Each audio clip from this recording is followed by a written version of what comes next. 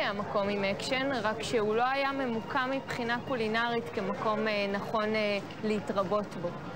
ועכשיו הבינו שעם כל חומרי הגלם המדהימים שיש לנו כאן בשוק, אפשר להפוך אותו למקום מדהים.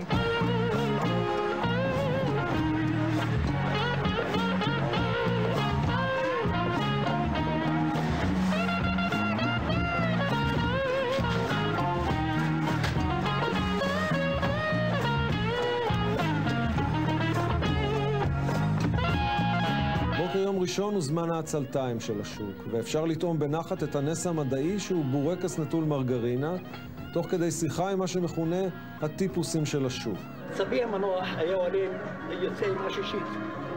פנס ידני, בתוכו מקובע נר, והיה ניגש לכל בית וקורא, סליחות! באיזה שעה הוא היה עושה את זה? בשעה לפנות בוקר. אז באמת צריך לבקש סליחה. כן? סליחה שהערתי אותך בשעה כזאת. לא. תטעמת בשנייה. וואו. יום ראשון הוא גם יום הקלייה של הפיצוחים. וואו. בדיוק יצא גרנולה מהתנור. זה ה-15 שנה. זה XO, דרגה שנותנים לוויסקי.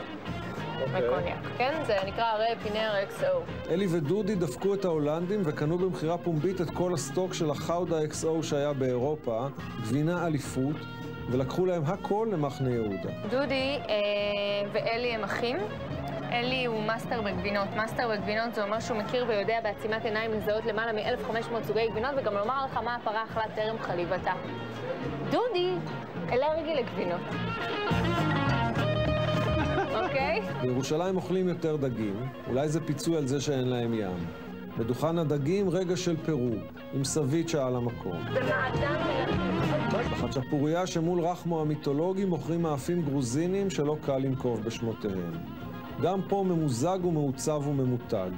האם המיתוג הזה ידחק החוצה את דוכני השוק הוותיקים? השוק השתנה, הוא נהיה כמו בוטיק, הוא נהיה שאנשים מתל אביב באים לראות, תיירים.